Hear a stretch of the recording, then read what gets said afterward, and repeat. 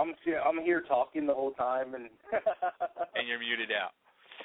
So like always. we need to get Tone back on here to cut an updated ID and maybe make sense of him if he comes back on. Because last time I had no idea what he was talking about. But anyway, I think we'll have an idea what these girls are talking about. Two of my favorite girls who I love to get smitten with, beside my wife. Welcome back to Totally Driven Radio. Ariel and Simone, the authors of Smitten, The Way of the Brilliant Flirt. How you doing, girls? Hi. We're doing great. How are you? Good. Welcome back. Thank you. Are you excited? Yes. My panties are wet right now. Just being here with you. See that? Now, let me say this to my friend Nick. Nick, winning. Winning. Do you understand what winning is about, Nick? Shing. There you go. Winning is about having a radio show and getting a couple Smitten authors on it to talk about wet panties? Absolutely. All right. See that? And now I'm going to throw this out there right from the beginning because last time I didn't, and you were shocked three-quarters of the way through when you found out. You girls can say anything you want. Lovely. There's no filter. I know. We're scared, though. We're scared we're going to say something just so extreme that it's going to change, like, our whole concept of reality. Or it's going to be like, I can't believe we just revealed that. Well, I'll say this. You only live once.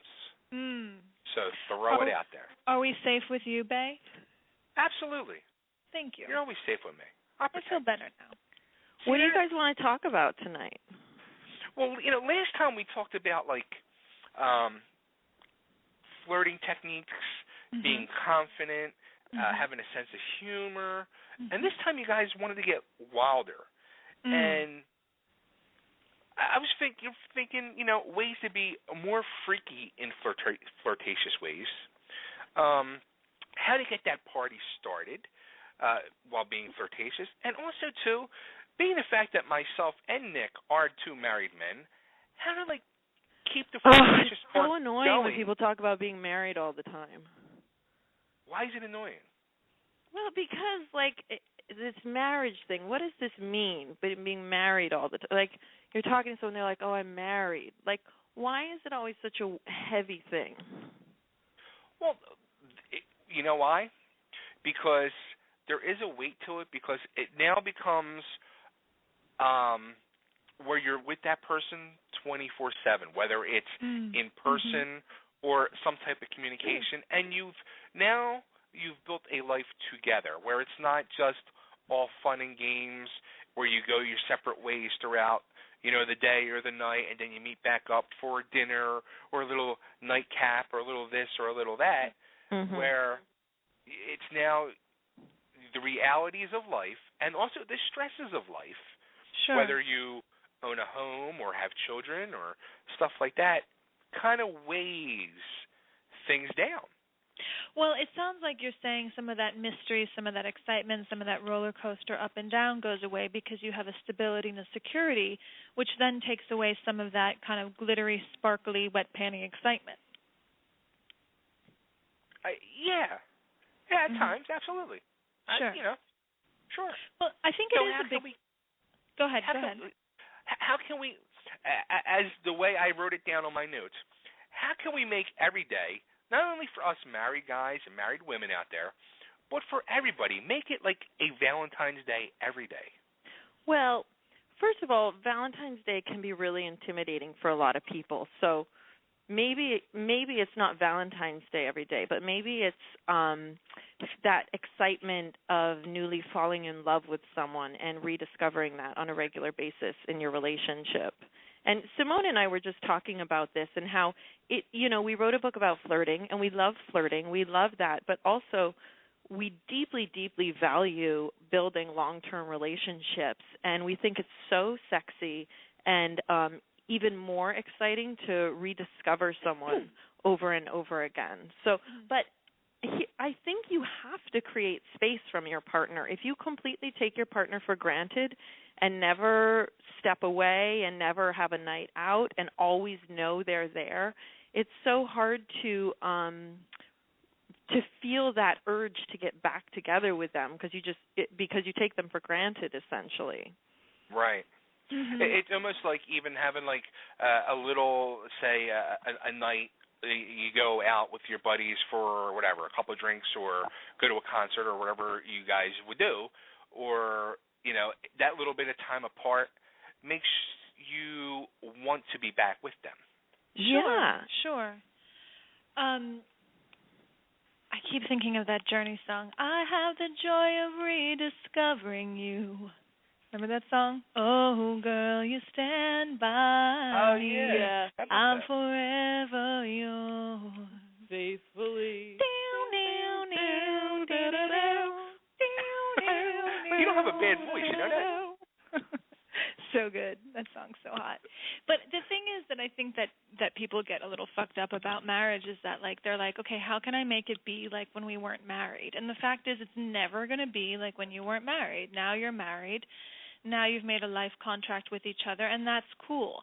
And I think that the qualities of marriage can be built on, which is the trust and which is the intimacy. And something that I talk to my patients a lot about is like, I'm a therapist, a psychotherapist, and something I say is, why don't you continue to build intimacy? It might not be the excitement that you felt when you first fell in love, but instead of just trying to make it something it's not, spend the whole entire night together naked.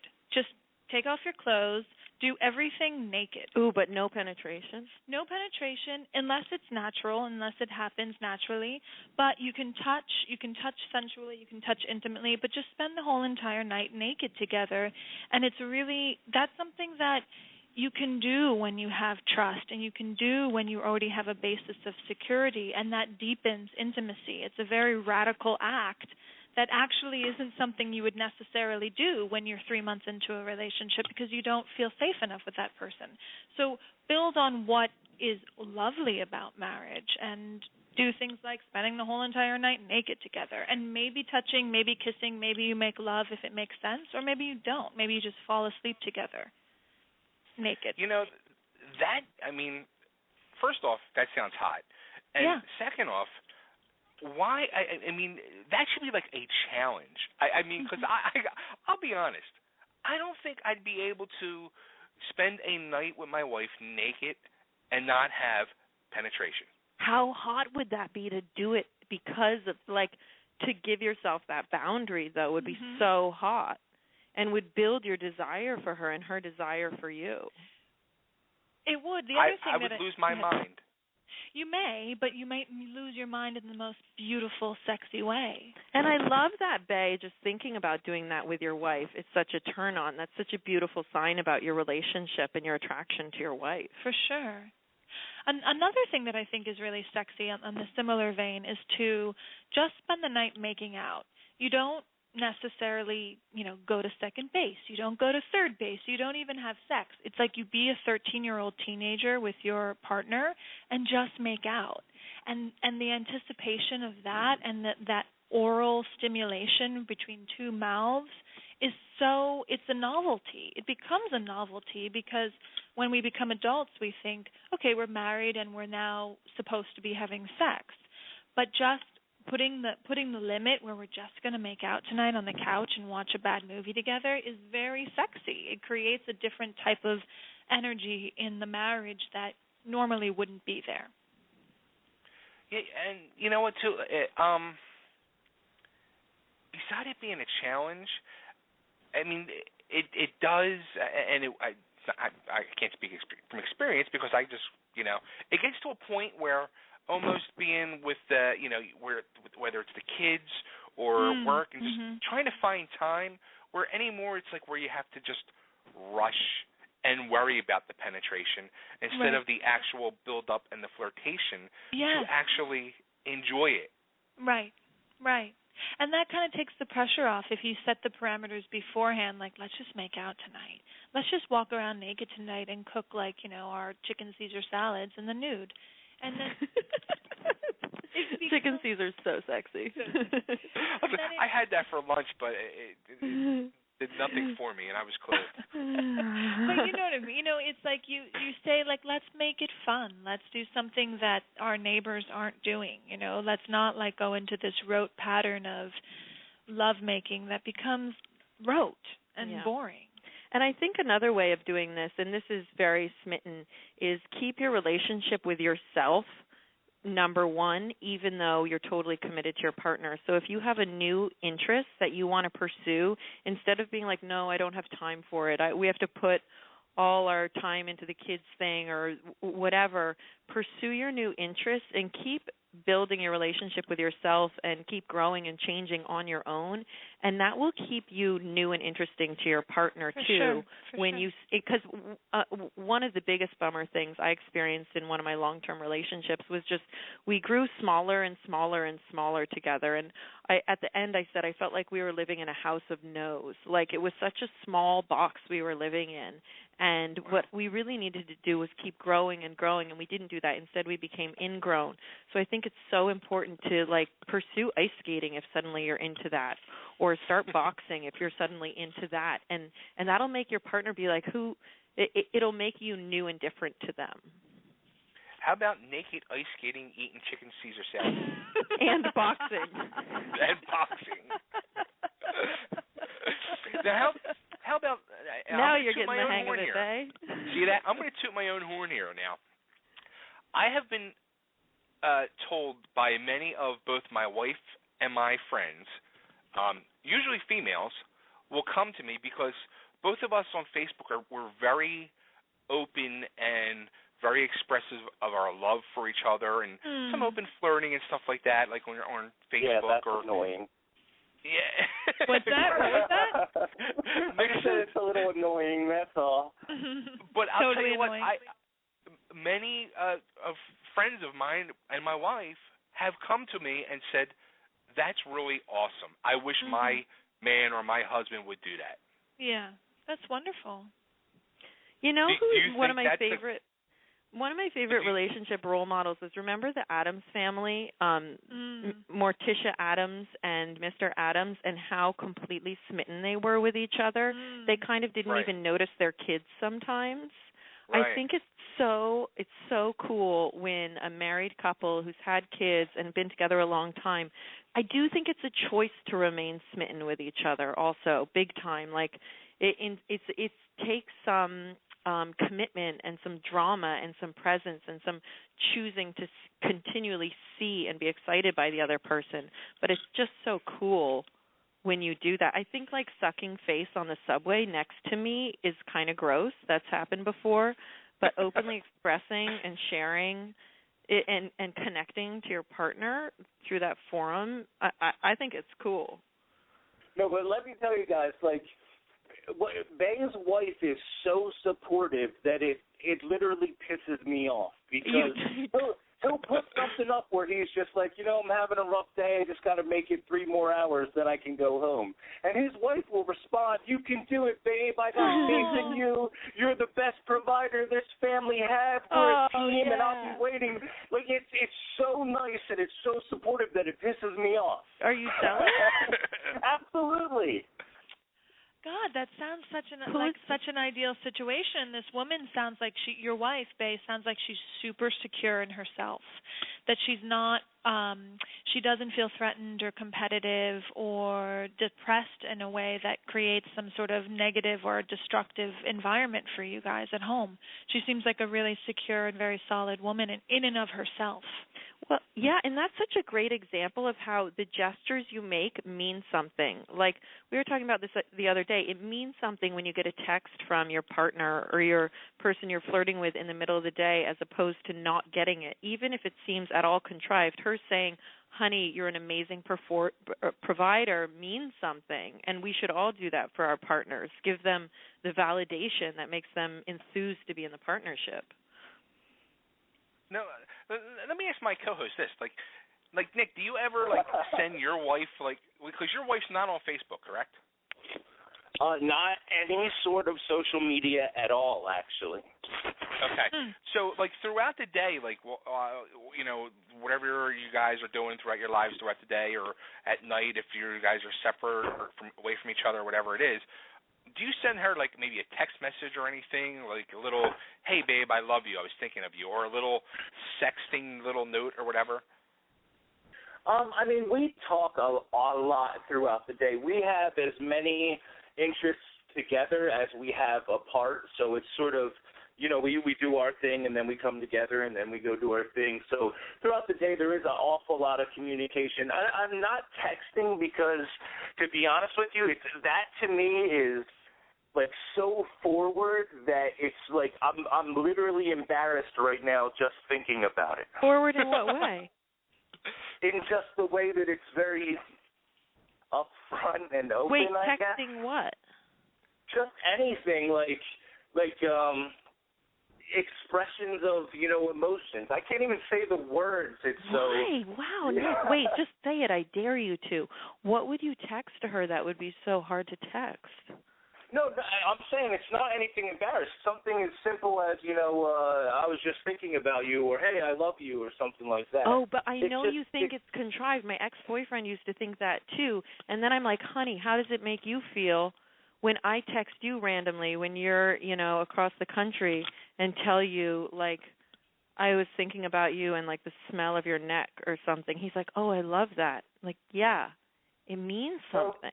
Let me ask you this. Is it wrong that I say in my head, like, I know, like, I don't need to be reminded, like, I know I'm an okay guy, at least in this relationship, you know what I mean? Like, you don't have to keep telling me, you know, that you love me or something like that. Yeah, well, maybe, I don't know your relationship, but maybe you guys are solid and you both are satisfied and taken care of in your communication.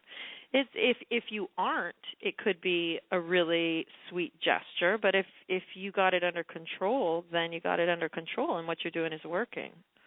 I think that I do different things, though, like, you know, if she's at work and I happen to be out and I know that she, you know, likes this one store, I'll go and I'll pick something up and I'll have it, you know, for when she comes home, or, you know, I know she'll talk about a book and, you know, I'll order it on Amazon, and when it comes, you know, it'll be like a little surprise or whatever. Like, I'm way more comfortable with that than being, like, verbal.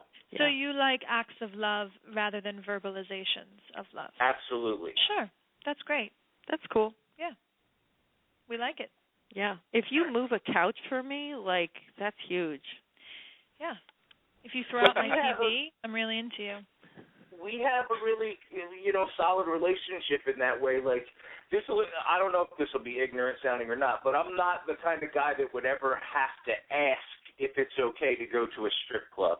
Like, a lot of my friends are like, well, I got to ask my wife, or let me make sure it's okay. Like, I know that I don't even have to do that. You know what I mean? Like, love it. And I don't know if that's why, if we're just, you know, but we've been together since, I mean, we met when I was 18, so I'm 35 now. Wow. So. That's huge. What are the strip clubs like where you guys live? Well, they suck. I'm in Arizona, and they suck here, so. What makes a sucky strip club? There's like a 10-foot rule. What's a 10-foot rule? Oh, you have to stay 10 feet away? Oh. Yep, at all times. Oh. Whoa. Really? Yeah. And no, but Is you that can't how even. It works out there? How do you get a 10-foot away lap dance? It's on the top of a table while you're sitting in a chair. Whoa, dude, why? Shit's gone down in Arizona. Yeah, it's crazy. So what are you going to do, like make a paper airplane out of your dollar bill to get it to her? Simone once got a lap dance when we were in Amsterdam together. She didn't ask for it. Some random guy bought it for her. I've never seen her actually this uncomfortable before. Rarely do you ever see Simone uncomfortable, and this woman came over, you had bought a lap dance for her, and she's just like, oh, okay, how are you? Are you having a nice night? Oh, those are lovely. You smell very nice. I was like, where are you from? So wait a minute. So what made you so uncomfortable? It's the worst flirtation technique came out. Where are you from? What do you do? I think Is that what it was? Her technique? It was just so contrived. I mean, the lap dance at a strip club, especially in Amsterdam, where it's just like cattle coming through, it's just such a contrived situation. I think some guys get into the fantasy of it and it works for them, but That wasn't Simone's fantasy, I don't believe. It was highly entertaining to bear witness to, though. So, that that'd poor be a woman. scary She was thought. like she'd So, been like, working there you for a two while. were, like, let loose in Amsterdam. Did we let loose in Amsterdam? No, I said you guys were let loose in Amsterdam. That'd We be a pretty were scary let loose thought. in Amsterdam. I lived in Amsterdam for a couple of months. I did a course on sexuality at the university. That was a whole thing. Wow. Yeah. Alrighty. All right. So, all right. Well, you know what? Something that Nick had just said was actually like something I wanted to touch on. Now, not that I'm wishing you bad luck or anything, Nick, but say if somebody like Nick in a similar situation where they've been with their wife since 17, 18 years old, and it's now, say 20 years past, and they end up getting divorced and they split up, and they just they're a person that just they don't have an asexual monkey. Right. Like, did you say I'll date any little monkey? No, I'll become an asexual monkey. Oh. What would be like your number one tip to a person that would prevent them from becoming an asexual monkey? I mean, if you're recently divorced, instead of turning inward, continue to go outward? Right. Like how to rediscover your sexuality and get your game back and connect with the world and awaken your mojo? Well, especially say if you're a person who had no game, who like ended up with their high school sweetheart, their first sweetheart, and they marry that person, and after 20, 25 years down the road of life, they just disintegrate.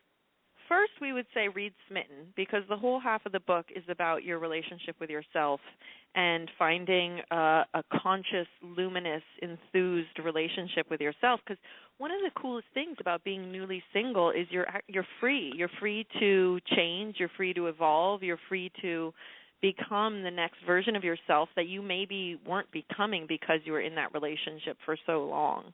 So I think priority number one is always like, what am I excited about right now? Not looking in the mirror and being like, oh, shit, I'm 20 years older. Things are sagging in a different way. More look outside yourself and start recreating your relationship with life and yourself through life, and then play with people. Like, if you're suddenly so into bird watching and you're in the park bird watching with your bird watching crew every Saturday, start friendly, playful interactions. You don't have to force romantic stuff right away. Just play with people. Yeah, I think that people who are newly single, and this happens to every single person who's newly single, is that they think, oh my God, I'm never going to fall in love again, and I will never be loved, and I will always feel lonely. And it's such a terrible feeling. And just to know that that feeling everybody goes through, and it does pass. And instead of like rushing or scrambling or frantically trying to find somebody to admire you, to kind of give yourself a sense of security, just let yourself be floating in the unknown and see what comes up and see what comes your way. Second of all, talking to people when you're 19 or 40 or whatever is really not that different. We're all people. Everybody's, we understand social dynamics. We understand social cues. It doesn't change that much. So it's not as if you're in some completely foreign alien world. Obviously, there's certain technologies that you may have to, brush up on, but it's not like there's that much of a difference. And actually, people get cooler as they get older for the most part. They're so much more interesting. They've been dragged through some shit. They have more profound thoughts. They have better senses of humor. Totally. That's why I always date guys that are much older than me. Totally. My range is quite large. So, okay, for you two, you say you date older guys. Like, how much older do you go for? I usually do 12 years. Simone, what's your top number? What's the oldest guy you dated, Simone? Oh man, how many years are there between you, Simone? Simone, can I just say the brushstroke, Simone? Sure, go ahead. Simone dated a legend. He's a legend. We're not going to disclose his name, but he got a pass because he's a legend. And he's a legend in more than one senses of the word. He was a ripe 69. Whoa. All right, so this legend, he must have had some serious game. Well, the legendary status kind of gave him the game. He's a brilliant mind who's contributed epic things to our society. Yeah, so that kind of that was the done and done. He didn't have to do much after that. Was this guy like a celebrity or? Yeah, he was celebratorial. Yes. Wow. Look He's at that. old. He is old. He's not old. Dead He's not yet. dead. So did the legend seal the deal? What does that mean? Did we sleep together? Yeah. Yes. We dated for quite a while. It was a very sexy kind of torrid summer affair. It was very nice. It was very fun. Wow. Look at that. What's that? Look at that. I'm impressed. I know. He smelled like a grandpa, but I loved it. It was great. It was like a nurse grandpa. Dynamic. So Simone, the oldest person you've been with is 69. How about you, Ariel? Well, the biggest age difference I've been involved with was 21 years, but I was younger then. Who is that? Remember that guy who had that loft in Tribeca when I was 19? No. I don't remember him. We'll talk about it later. It's been a long time. Oh, boy. Oh, boy. I think, keeping it fresh, Simone and I are a good example. We're not romantic partners, but we've been friends for 15 years, and it only gets more fun because we just keep having more adventures and, having deep thoughts together and creating new experiences together, and she's, it's our friendship is so much more fun than it ever was because of what we've clocked together. Definitely. I'm still blown away by the 69-year-old guy. I haven't come off that way. Well, isn't that cool, though? Because sexy isn't about age. No, it is not. Sexy isn't about what we're sold it's about. Sexy is about a state of mind. It's the way you walk into the room. It's how you carry yourself. It's how you look people in the eye. Yeah, I think a lot of the sort of the image of what we're supposed to think is sexy is quite stale, usually to me, and definitely to both of us, both Ariel and I. We talked a little bit about that last time we were on. Just this sort of image we're sold of what's supposed to be beautiful seems just very boring and banal. Yeah, novel experiences are much sexier than looking like you're in a Virginia Slims ad in a magazine. They don't really have those anymore, do they? No. The Parliament. Remember the Parliament ads with the lady in the white bathing suit and the guy in the white trunk? Those are hot, actually. Oh boy. Yeah. So I got it. I'm stuck on the 69-year-old guy. Okay. Tell me. You want to know if it was still working. That's what you want to know, don't you? Well, all right. Well, okay. Was it? You want to know if there was joy in the joystick. Yeah. I mean, was there joy in the joystick not only for him but for you? I mean. Well, okay. Do you want to? Okay. So the real deal. Okay. So it was definitely like holy shit, this is this legendary person. He's definitely 69, and we saw each other, and it was just on. It was like chemistry, on. And, we've all seen legends before that are like, there's Sure. that legend, but we're not interested. But this was different. He and I definitely had a chemical spark, and it was very exciting.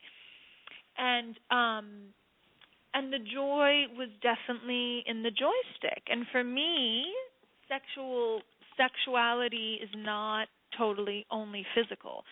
As a woman, my fantasy, the environment, my thoughts, what I'm smelling, what I'm feeling, what I'm thinking is most of what goes into whether or not I'm turned on.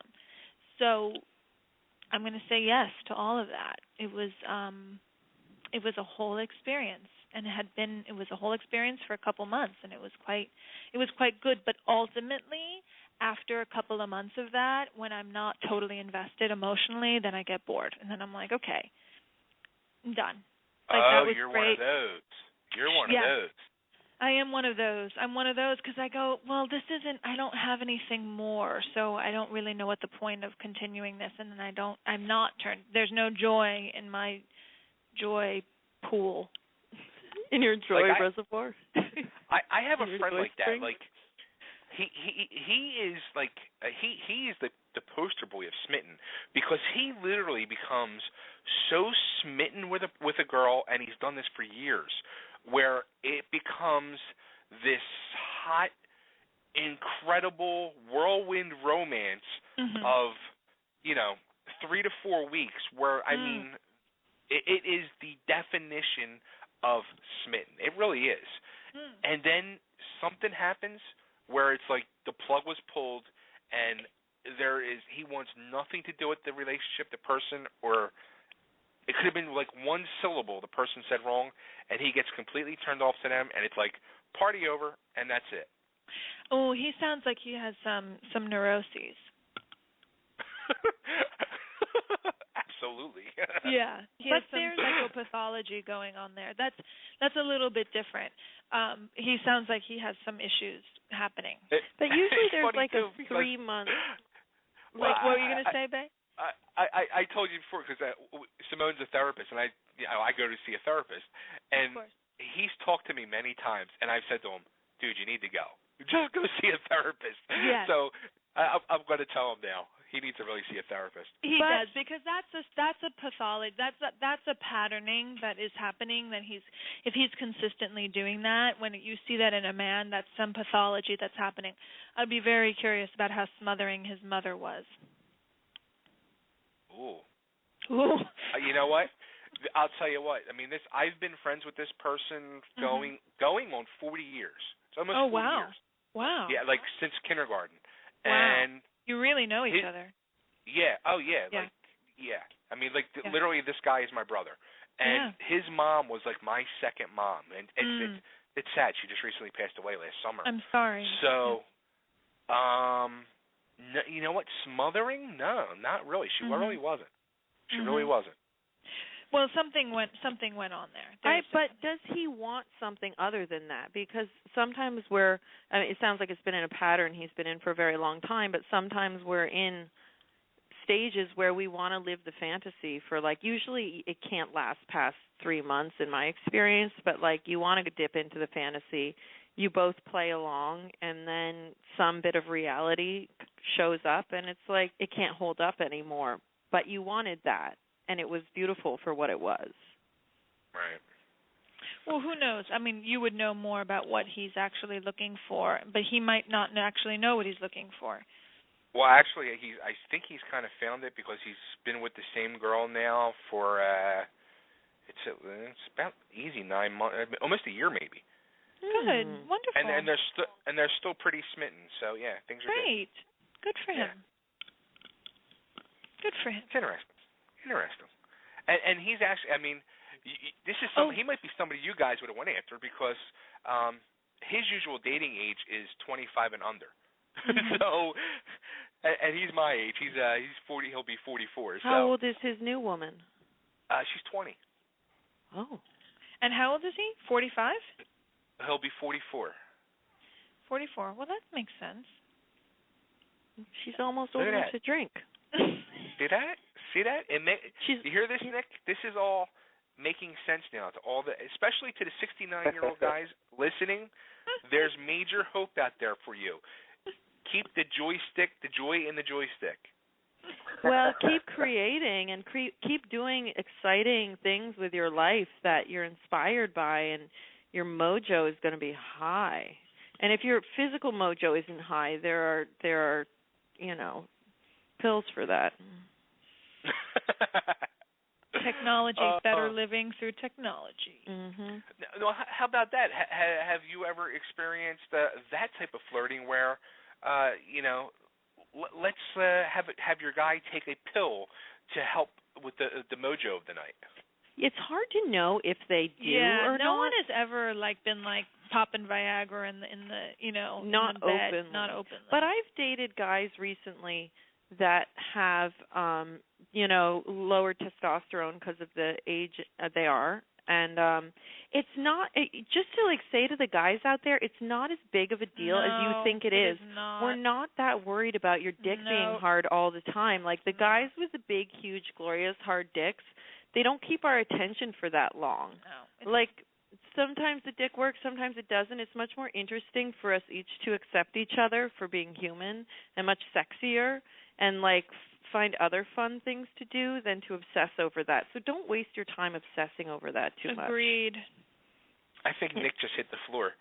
No, because it is a myth, right? It is this fallacy that men have to face, and I actually have a lot of sympathy for men in that capacity because you have a very clear marker of being turned on. You can't fake it. Either you're hard or you're not hard, and it's a lot of pressure. Right.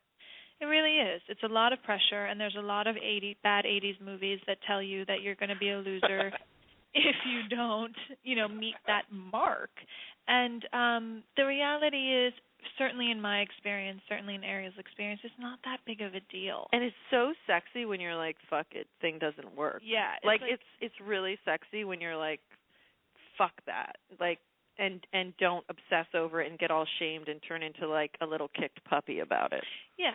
The whole obsession with like something's wrong with me. If when I see a guy like frantically trying to jerk off because they're like trying to get hard, you're like, whoa, everyone relax. This is a sensitive area of your body. Yeah. We don't need to like freak out right now. Yeah. Everything's okay. Let me get the coconut oil. All will be well. You know? All right, so you since girls you are put like me on the spot, Bae, I'm going to put you on the spot and ask you if it's ever happened to you or how you think you'd react to it. What if it hasn't worked? Half-mast? Absolutely. Wilting in course, opportune moments. It happens to everyone. It happens to all guys. Go ahead, Bae. But and I'll tell you what, though. It has happened to me. Of course. And there's been times where I do feel like that kick puppy because it is a very emotional thing. Of course. No, we understand that. It is an emotional thing, but I think that the emotional thing is definitely created and perpetuated by things like Viagra ads that say you're less than, so take this pill, or, certain media or movies and such, that it's actually not, women, in my experience, are not these judgmental monsters that they're sort of made out to be. And it's actually not that big of a deal. And usually what happens is when you take your attention off of it and stop making it such a big deal, all of a sudden, boom, the thing goes up and all is well. Totally. Whenever that happens, I always say, I don't want it hard. Don't. And then like you just go into some really subtle brushing of nipples against things, and the game turns around. Yeah, if it doesn't, who cares? Because you've both agreed it doesn't matter. Like, because it is what is. Why not be with what is? That's the whole point of our philosophy. Now here's the big thing. Like, say if it's somebody who you're like possibly the first time with. Well, that happens a lot. Yeah, because how defeating is that though? Well, no, because you're nervous and it's scary, and I think this is what the Smitten philosophy often says is the problem is never the problem, right? It's how you deal with the problem. So if you have a limp dick problem, okay, you have a limp dick problem. But how the man deals with the problem, if he's like a secure, confident individual and he kind of takes it in stride and does what he can and doesn't have a freak out, that's so much hotter because they're showing that they're confident and sexy about it. But if they're like frantically freaking out, if they withdraw, if they say like, oh my God, I have to leave now, I'm so embarrassed, and you're like, whoa, man, is your whole security based off your dick size and your dick hardness? Like, what's up with you? Or the worst. Remember when this happened to me? He lost it, and I was like, okay, it's cool. Then he got it back, and he was literally chasing me around his coffee table, like with this thing out, and like the moment had passed, and I'm like dodging right, dodging left, like trying to get away from it because it became so extreme then, his desire to perform, but the moment had passed. Like, dude, I just had to like get my shoes on and run out of there. Oh, that's too funny. That is too funny. Yeah, I'll even admit this. Like, here you go, Nick. My wife's gonna kick me in the freaking nuts for this. But we've had nights. I haven't done this in a while, but nights where it was like, all right, we're gonna have like a real hot night. We're gonna get the kids in bed early. We're gonna lock ourselves in the bedroom, and I got some Viagra. And I took, a couple blue pills myself, and I'm like, we're going to turn it on tonight. And yeah. this, Did what it I mean? work? Was it awesome? I'll tell you what, it's you know, thank God I didn't have to call the doctor for the 4-hour thing, but it does work. Yeah, like it gets I gotta tell annoying. you, like I couldn't do that, dude. It gets annoying when it's like you're like now at the point where you did your thing a couple times and you just want to go to sleep and you can't roll over. Yeah, because the thing just won't die. It's just roll over. Yeah, it's just like it's like still ready to go. Like that is ready to go, but the rest of your body is not. But does it feel as sensitive? Like, do you have the same sensation? Yes and no. Yes and like, no. Can you describe it a little? Or a lot? I'll tell you what. It definitely for people with a heart problem, don't take it because it Why? does. It increases like speed. Yeah, it does. Yeah, it really does. Really? Yeah. That must be kind of scary. Is it like cocaine? It is kind of scary. Yeah, you know, at the end of the day, it's a vasodilator, so it is gonna, open everything up. And yeah, I mean, that's why they'll say guys get really bad headaches sometimes when they're on it as well. I didn't. I'll tell you, and I actually tried Cialis too. And my wife just texted me to shut the fuck up.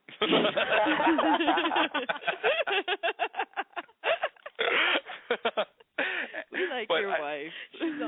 I tried Cialis too, and I thought Cialis was actually better than Viagra. Because it wasn't as speedy, or what?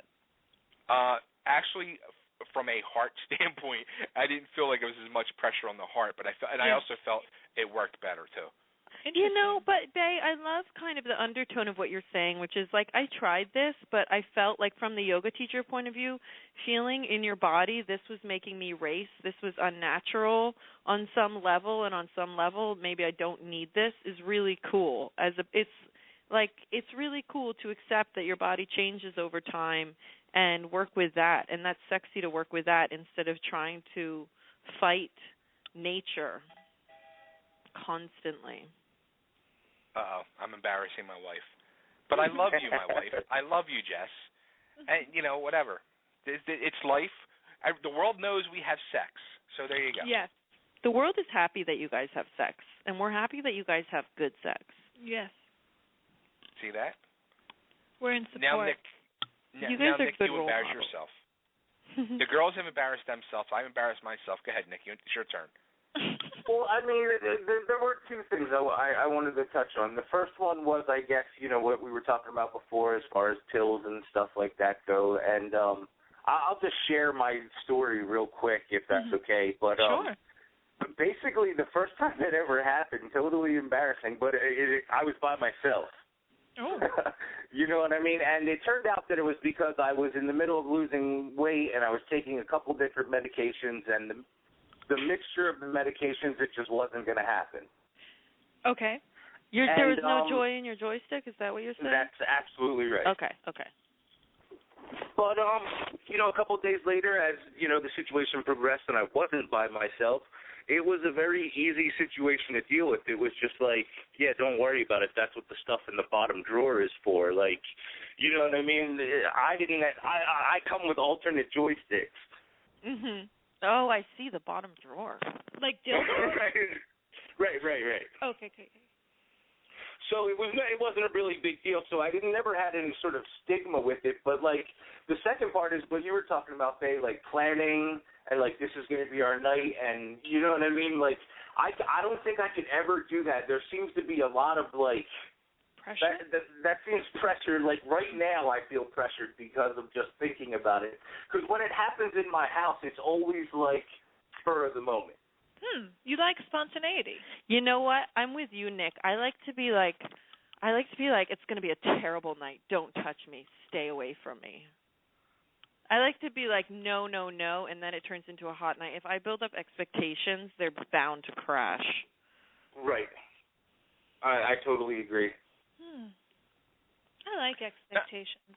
I'm often disappointed in life. This might be a pattern. That's what I tell Simone. She just needs to lower her expectations, and she'd be a lot happier. That's all wrong. Now, I'm going to bring back which we talked about last time, and I brought it up, was the show, the old VH1 show, The Pickup Artist with that dude Mystery. And for some reason, something that stood out for me from that show was at one point when he had like all his group of nerds with him, the guy he was teaching. He said to them, if you are able to like touch them, a girl that you're trying to pick up, whether it's like a subtle touch on the hand or the forearm or even like a little brush of the hair, it's a move in the right direction. It's like a huge step. If she doesn't like punch you in the face, you mean? Well, no. Well, I guess. But or it's just these nerdy guys having the courage to reach out and touch her is a good step for them. Okay. Yes, absolutely. So So it's a good step in the right direction for the guy's confidence, or for the relationship, or the potential of the sexual encounter being consummated. Both. Yes. Both. Okay. I think the potential is what I was getting out of it. Yeah. Yeah, the potential was definitely the biggest part, but yes, definitely for their confidence as well. Okay. So yes, and. Do you agree with that? Well, I don't know. That's hard for me. I'm an Italian Jew, and I basically touch everybody, and I let everybody touch me, kind of. So I don't. That's not as much of a marker for me. Like if a guy touches my arm or my leg, I don't register it unless it becomes offensive, and then I register it. But I would say with people with more normal boundaries, more normal American boundaries, that touch can be very provocative and can definitely signal interest right away. Right.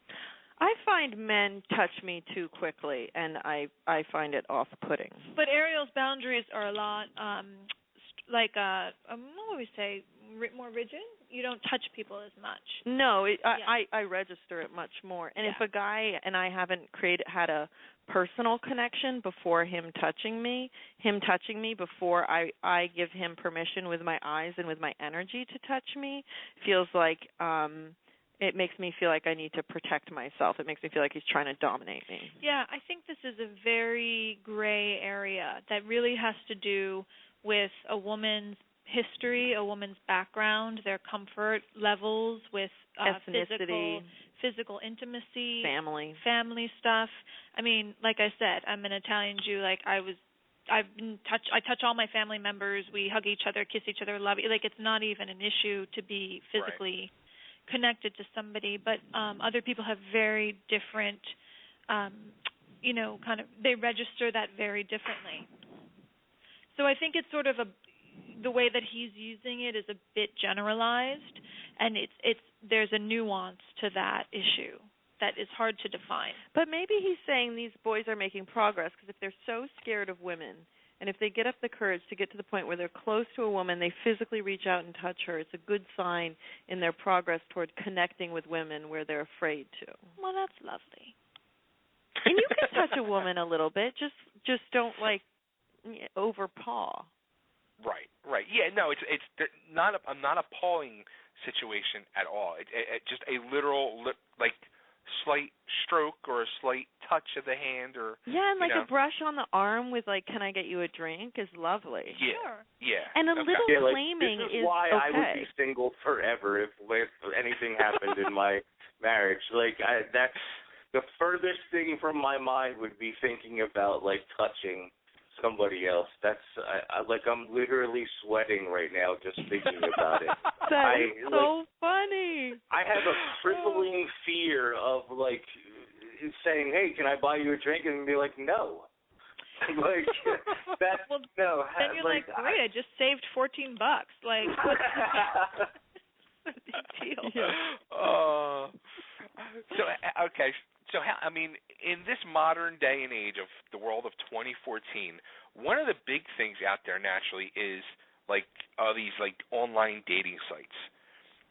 Do you feel that it's a great way to meet somebody and to flirt through a dating site, or do you prefer the old-fashioned way of actually meeting somebody in person out in public somewhere?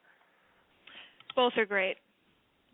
Both are cool. The online thing, you really cannot predict chemistry. You can predict someone that you'll have an interesting conversation with, I've found. but you can't predict chemistry, and sometimes you can wind up in kind of a pickle because you're compatible with someone, but there's something energetically that isn't compatible, and you wind up involved, and you're like, wait, who are you? What are we doing? But then sometimes it really connects through that. So I don't think there's a rule. I think it's just a bigger numbers game with online. Because some of those people you wind up on a date with online, if you met them in a bar, you would just be like, you wouldn't even see them. Like they wouldn't even register. Because it's not because they're a bad person. It's just because they're not, you guys are operating on different wavelengths.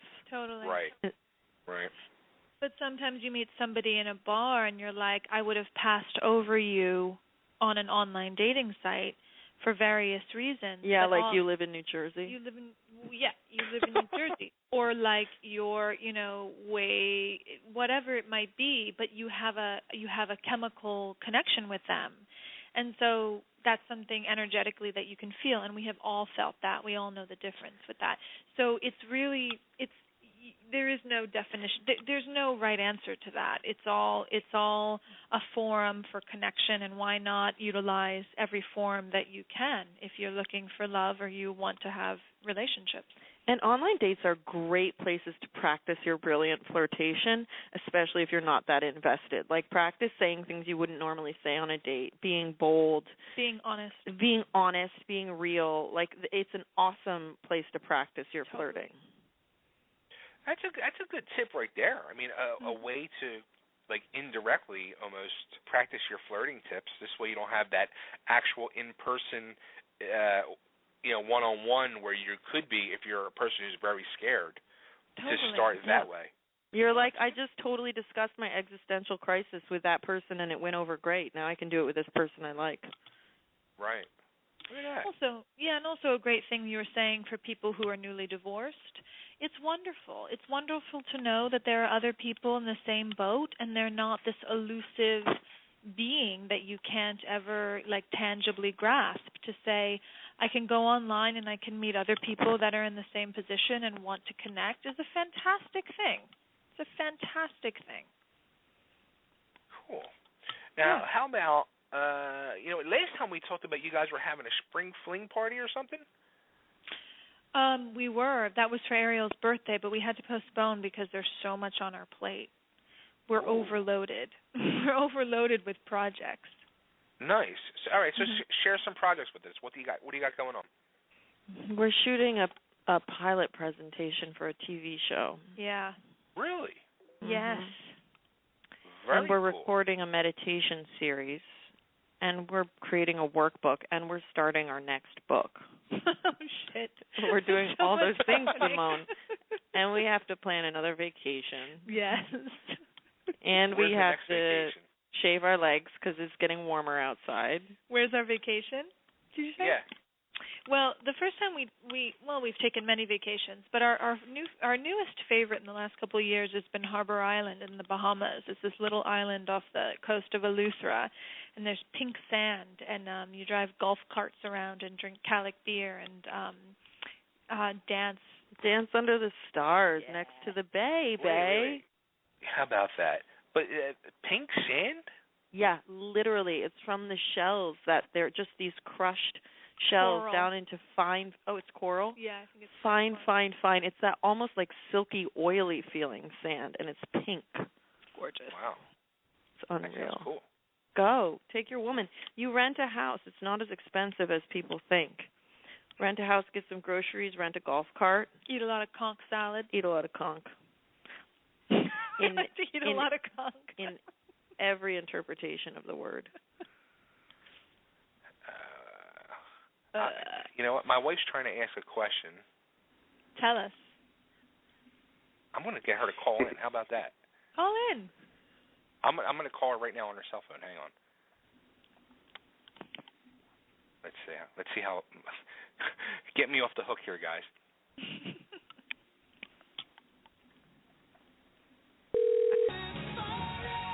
Look at that. That's our wedding song. How about that? What is that song? Hi, you've reached Pastor Agnew of Ascension House. I'm sorry, I'm not available to take your call right now. She knew you were calling. Wait, I'm getting another message. Here we go. Anyway. Simone, sing a song. I have the joy of rediscovering you. I want to lay you All right, well, let me ask you guys this while Faye is trying to figure out. On a bed of roses, Nick. Nick, ask us. Go ahead. Ask. Okay, so we're talking about being smitten and flirting. Like, what would you say is, like, rule number one? Where's the starting point? Because, like, you guys got me scared now thinking, so, man, I better start being a nicer person and make sure this marriage lasts.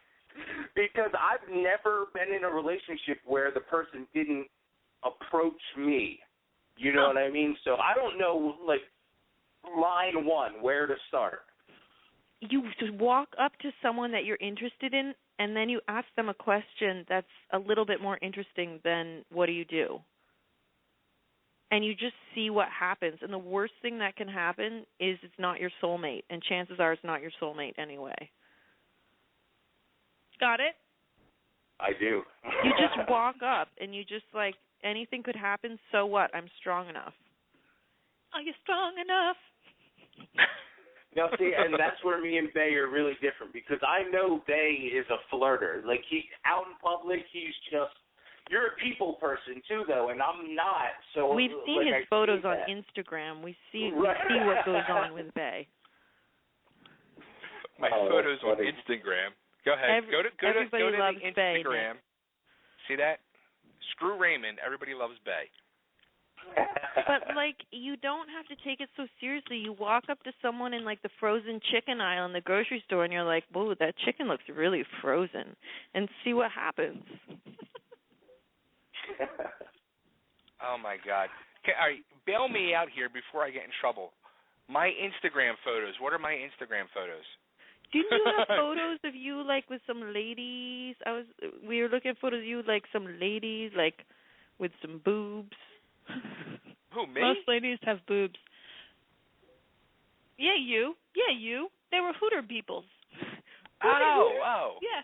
Oh, no wonder they had boobs. Yeah, there you go. My Facebook. Yeah, not Instagram. Okay. Oh, we get confused. Tweeting, Twittering. Yeah. Yeah, all over the place. All over the place. Too funny. So what does your wife want? No, she's your a little cock in her mouth? Right. Oh, that was not good. That was not good. Good one, Kornfeld. Good one. Yeah, I'm in major trouble now. Yeah. Okay. I'm in a doghouse. He's sleeping in the studio tonight. No, Yeah, it's not a good situation right now. So there you go, totally driven people. You just heard Bay get into the doghouse very quickly. Wow.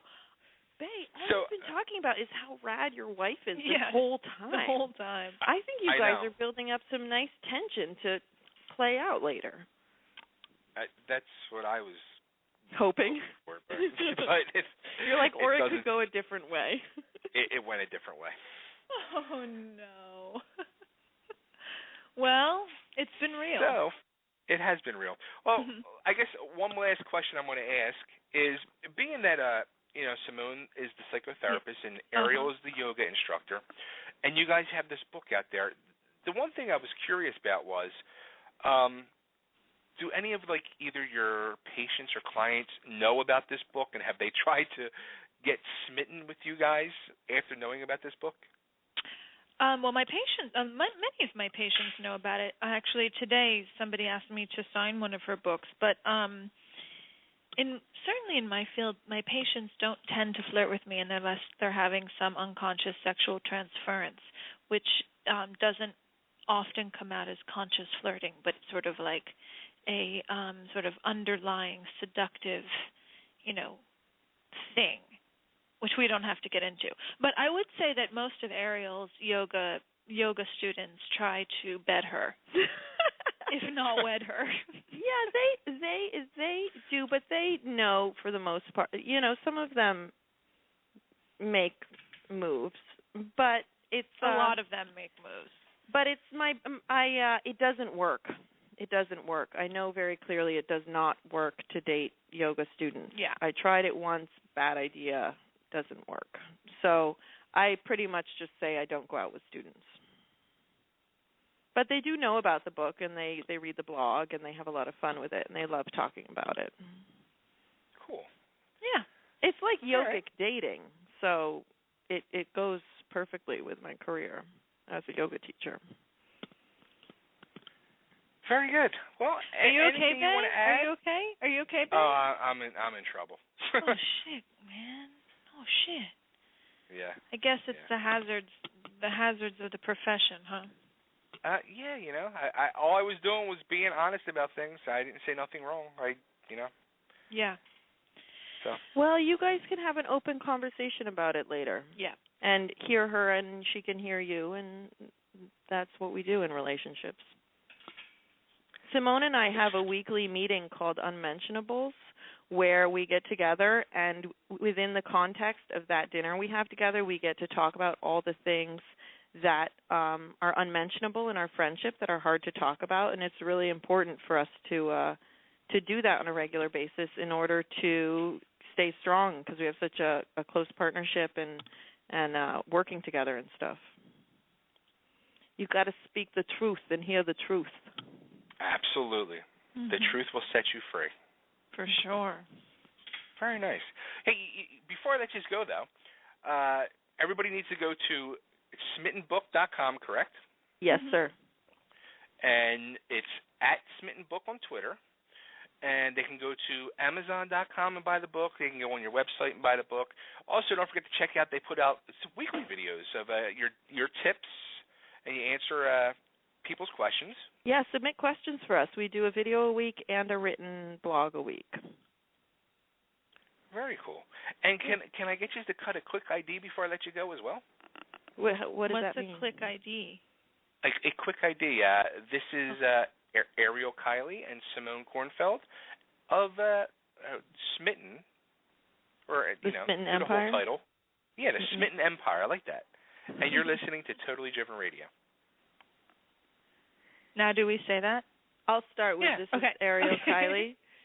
And you'll say... I mean, you could spruce it up however you want. And all right, just don't hit get me in girl. any more trouble. Ready? Rolling. This is Ariel Kiley. And Simone Kornfeld. Of the Smitten Empire. And you are listening to... Totally Driven Radio. Oh, yeah. Damn, that was pretty good. That was like boom, boom, boom, boom. Very good. All right, girls. Well, thanks so much. Boys. It's been a lot of fun. Thank I have you. to bail myself out of the doghouse. And good luck with that. Yes. Yes. Bye, Thank Nick. You. Bye, Nick. Bye, this is Faye. awesome. You guys rock. Good night. Good night, girls. See you later. When in doubt, flirt. All right. When in doubt, flirt. My go-to is when in doubt, run and hide. So. Well, that was actually, it was a lot of fun. It was very informative, as always. They are fun. They're smitten. And I'm in trouble. They are. Well, and you're in trouble. And I'm in trouble.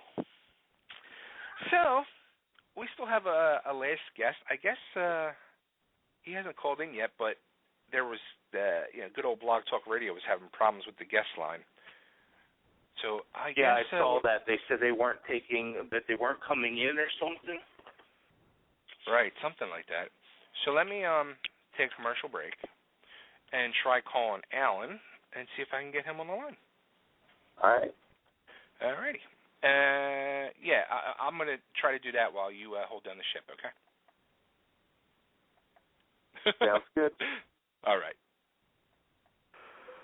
Hello, this is Ron Bumblefoot Thal, and you are listening to Total Driven Radio. That was close. Close. Totally Driven Radio. That's what I said. You said total. Like now I'm breaking your balls. Fuck, man. You want me to say it again, just for the hell of it? Sure, why not? All right. Hi. Okay, one more time. That was weird. Hey, everybody, this is Ron Bumblefoot Thal, and you are listening to Totally Driven Radio.